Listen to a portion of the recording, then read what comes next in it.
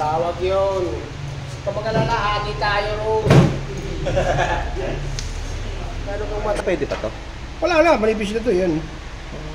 Ano tingnan mo, mamaya, sukatin natin para malaman. Wala na. Palitan na, bago. Side. Side. Side.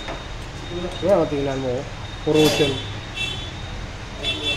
Buti pa rin pinagdaan natin, pre, no? Pre, kasama yun. Belt. Magkano daw dito? Magkano daw dito? Magkano daw dito? 100. Mas mahal sa amin. Magkano? 90.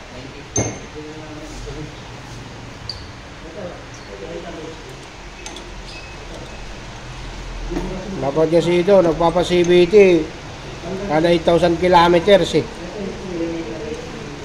Tapos kailangan talasin ito.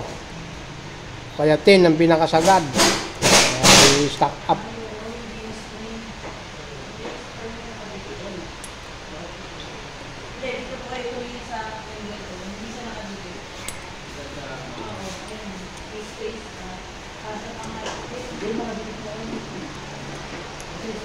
Taas parts ng Honda eh, no? Tumaas. Oo, tumaas. Ilang buwan mo ito ginamit? Oo, nakanto-kanto na lang. Ilang buwan mo ito ginamit? Yan? Oo.